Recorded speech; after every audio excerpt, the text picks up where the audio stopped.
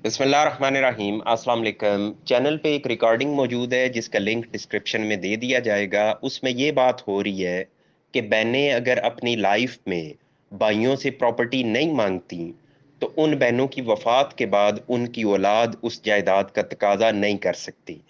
अब जब आप इसकी तफसील सुनेंगे तो उसमें पूरी वजाहत के साथ बयान किया गया है कि सुप्रीम कोर्ट ने अपने इस फैसले में एग्जैक्टली क्या बात की है। यानी वो एक लंबी रिकॉर्डिंग है जिसमें सुप्रीम कोर्ट ने एक खास तरह का सिनेरियो बयान किया है कि इस सिनेरियो में बहनों की औलाद तकादा नहीं कर सकती। अब वो सिनेरियो मुख्तसरन में बयान कर देता हूं कि उसमें कहा गया है कि एक है एक्चुअल डिनायल, के भाइयों के नाम पे प्रॉपर्टी है, बहनें वो मांग नहीं रही, भाई उसको इस्तेमाल कर रहे हैं, उसको बेच रहे हैं।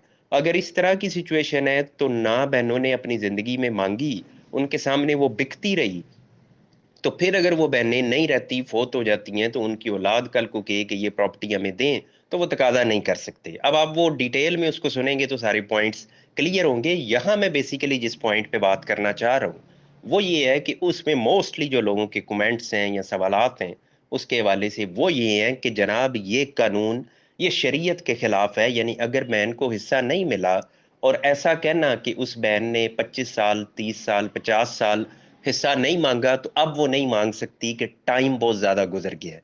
तो इसमें देखें कि विरासत में आम तौर पे जो अदालतों का रवैया रहा है या इस हवाले से जो फैसले रहे हैं वो यही आते रहे हैं कि विरासत पे टाइम का इतलाक नहीं होता कि इतना वक्त गुजर गया है तो आप तकादा नहीं कर सकते। लेकिन इसमें भी अदालतों ने ये बात क्लियर की कि अनलिमिटेड टाइम नहीं है आपके पास।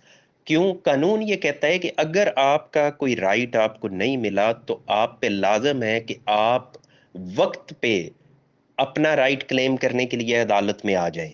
इसकी मिसाल यूं देता हूं कि दो बंदों के दरमियान एग्रीमेंट हुआ, एक बंदे ने उस एग्रीमेंट पे अमल नहीं किया, यानी मैंने रकबा बेचा है, एग्रीमेंट मैंने कर लिया है, पैसे मैंने वसूल कर लिए हैं, लेकिन अब मैं रजिस्ट्री नहीं करा रहा, तो उसमें 3 साल की मुद्दत है।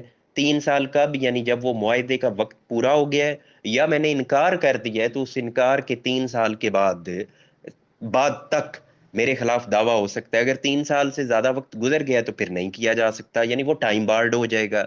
ये कानून में इसलिए टाइम लिमिटेशन सेट की गई ताकि लोग इंतजार ना करते रहें, बस बैठे ना रहें चुप करके कि जब दिल होगा तो हम इस केस को अदालत में ले आएंगे। बिल्कुल कोई आपको 3 दिन 3 हफ्ते का टाइम नहीं दिया गया बल्कि 3 साल का टाइम दिया गया है। एक मखसूस तरह के सिनेरियो में बात कर रहा हूँ। इसी तरह हर तरह की केस के लिए एक लिमिटेशन सेट की गई है। अब विरासत में भी वैसे तो लिमिटेशन नहीं है, लेकिन अदालत ने ये पॉइंट इस जजमेंट के अंदर क्लियर किया कि आपका अगर कोई राइट बनता है तो ऐसा भी नहीं है कि आप बस खामोश बैठे हैं। सिस्टर जिसको हिस्सा नहीं मिला वो पूरी लाइफ यानी 40 साल, 50 साल वो कुछ भी नहीं करती, उसके सामने उसके भाई उस रकबे को यूज करते हैं, उसको बेचते हैं। खास तौर पे इसमें बेचने की बात आई है। जब रकबा बिक जाता है तो फिर थर्ड पार्टी उसमें आ जाती है, एक ऐसा परचेजर आ जाता है जिसको पता ही नहीं है कि इसके बैकग्राउंड में क्या है। ये प्रॉपर्टी भाई के नाम है, इसने कोई बहन का हिस्सा भी कब्जे में किया हुआ है, बहन को उसका शेयर इसने नहीं दिया हुआ, ये उसको तो नहीं पता। जो परचेजर आया है तो वो तो आके रकबा ले लेता है, वो तो रिकॉर्ड देखता है और वो रकबा ले लेता है। तो बाद में अगर कोई इस तरह का नुक्स सामने आ जाए तो अदालत कहती है कि ये उस बहन की रिस्पॉन्सिबिलिटी थी कि वो विद इन टाइम अदालत में आती, वो देखती रही है, उसके सामने सारा कुछ होता रहा है। अगर उसने कुछ भी नहीं किया, अब उसकी लाइफ के बाद उसके बच्चे आके कर रहे हैं, तो फिर अदालत कहती है कि नहीं, अब आप अपना राइट खो चुके हैं। अब इस पे लोगों की तनकीद जो है वो अपनी हद तक बिल्कुल बजा है कि जनाब ये राइट कैसे खत्म हो सकता है? कभी भी खत्म नहीं हो सकता। ये शरई हक है जो दिया गया है बेटियों को, बहनों को, तो वो हक उनको मिलेगा।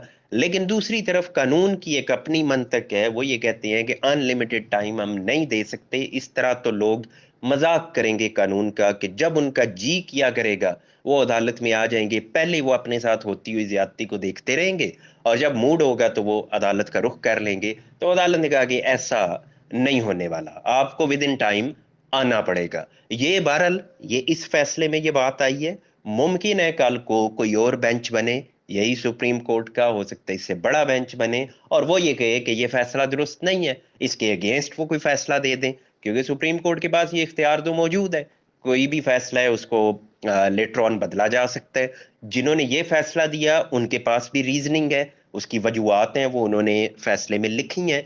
जो इसके अगेंस्ट कोई फैसला देंगे वो भी उसकी रीजनिंग लिखेंगे, उनके पास भी जवाब मौजूद होगा उस फैसले का।